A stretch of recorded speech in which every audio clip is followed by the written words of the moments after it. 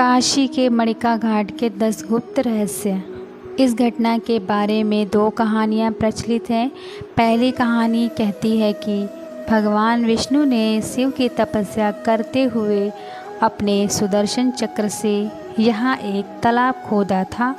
उनकी प्रार्थना से आया पसीना तालाब के नीचे में मिल गया और जब शिव उसे देखने आए तो वे प्रसन्न हुए और विष्णु के कान से कुंड में गिरी मणिका अर्थात कान की बाली उस घटना की याद दिलाती है। दूसरी कथा के अनुसार भगवान शिव अपने भक्तों के बीच इतने लोकप्रिय हैं कि उन्हें उनको फुर्सत ही नहीं मिलती।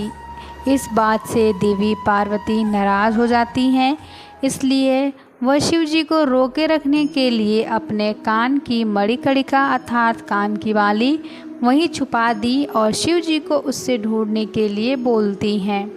जो शिव जी नहीं कर पाए, तब से मणिकर्णिका घाट पर जिस किसी का भी अंतिम संस्कार किया जाता है वह उस व्यक्ति से पूछता है कि क्या उसने इसे देखा है।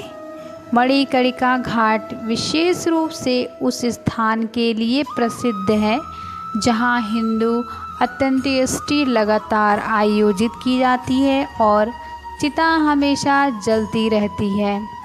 यहाँ जानिए इससे 10 जुड़े राज मणिका घाट के रहस्य। नंबर 1, स्नान करने से पापों से मिलती है मुक्ति।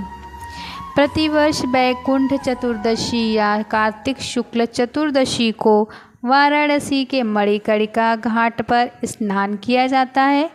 इस दिन स्नान करने का विशेष महत्व है। इस दिन घाट पर स्नान करने से आप अपने सभी पापों से मुक्त हो जाते हैं।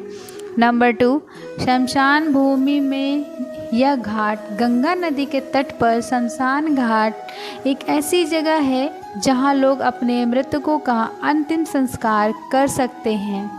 कहा जाता है कि यहाँ की आग कभी जलना बंद नहीं करती है और हर दिन यहाँ 300 से ज़्यादा शवों का अंतिम संस्कार किया जाता है।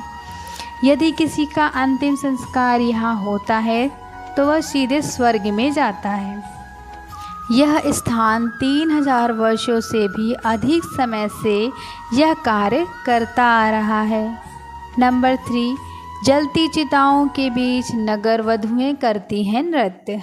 चैत्र अर्थात अप्रैल की अष्टमी पर मणिकर्णिका घाट पर मणिकाओं का एक विशेष नृत्य कार्यक्रम होता है। यह उनके अगले जन्म में वैश्यावृत्ति के जीवन से मुक्त करने का एक तरीका माना जाता है और यह उम्मीद भी की जाती है कि उन्हें अगले जन्म में वैश्यावृत्ति के जीवन से मुक्ति मिले। नंबर 4, चिता भस्म की होली। होली एक ऐसा त्यौहार है जहां लोग बहुत सारे रंग और संगीत के साथ मनाते हैं।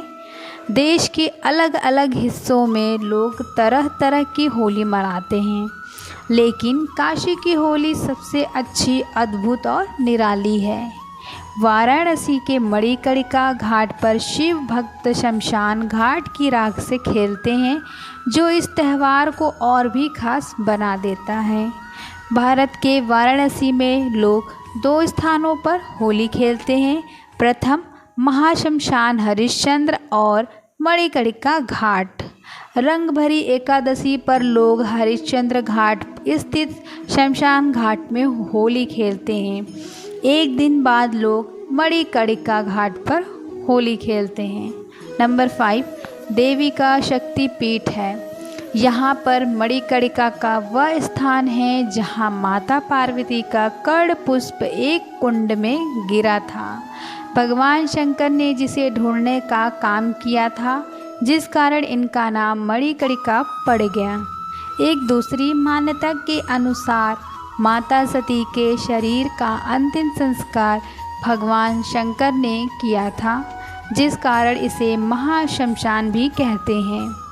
पास ही काशी का एक आध्यात्मिक शक्तिपीठ विद्यालक्ष्मी का एक मंदिर है।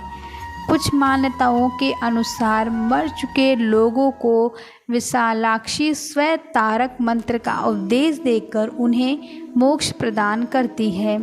रंग भरी एकादशी अर्थात आमलकी के दूसरे दिन बाबा विश्वनाथ जी का गौना नामक विशेष आयोजन होता है और यह काशी के मणिकर्णिका और हरिश्चंद्र घाट में ही मनाया जाता है और देवी अहिल्याबाई होलकर ने करवाया था। नंबर 6, मणिकर्णिका कुंड। एक समय था जब भगवान शिव ने योग निद्रा में कई वर्ष बिताए थे। तब विष्णु जी ने अपने चक्र से एक कुंड बनाया और भगवान शिव ने ध्यान से उठकर स्नान किया। उन्होंने अपनी कान की बाली उस स्थान पे छोड़ दी जहां उन्होंने स्नान किया था। बाद में उस कुंड का नाम बदलकर मणिकर्णिका घाट हो गया। काशी खंड के अनुसार यह गंगा के आगमन से पहले अस्तित्व में था। नंबर 7, भगवान विष्णु ने किया था पहला स्नान। कार्तिक पूर्णिमा के दिन मणिकर्णिका घाट पर स्नान करना अत्यंत शुभ माना जाता है, क्योंकि मान्यता है कि इस दिन देवी देवताएं यहाँ स्नान करने आते हैं। इसी दिन देव दिवाली भी मनाई जाती है। यहाँ स्नान करने से आपके पाप धुल जाते हैं। मान्यता है कि भगवान विष्णु ने सबसे पहले मणिकर्णिका घाट पर स्नान किया था, इसलिए वैकुंठ चौदस के तीसरे दिन यहाँ स्नान करने से आपको वैकुंठ की प्राप्ति होती है। नंबर 8, कुंड से निकली मूर्ति। प्राचीन काल में इस कुंड से माँ मणिकर्णिका की एक मूर्ति निकली थी। कहा जाता है कि प्रतिमा साल भर ब्रह्मांड स्थित मंदिर में विराजमान रहती है, लेकिन अक्षय तृतीया पर मूर्ति को पूजा के लिए बाहर ले जाकर प्रतिमा कुंड में 10 फुट ऊंचे पीतल के आसन पर विराजमान किया जाता है। इस दिन कुंड का पानी सिद्ध हो जाता है, जहां स्नान करने से आप मुक्त हो सकते हो। नंबर 9 है माता सती का अंतिम संस्कार। माता सती की चिता को यहाँ जलाया गया था और कहा जाता है कि अंतिम संस्कार भगवान भोलेनाथ ने किया था, इसलिए इस घाट को महाश्मशान घाट के नाम से जाना जाता है। नंबर 10, मृत शरीर से पूछते हैं कि कहाँ है कुंडल।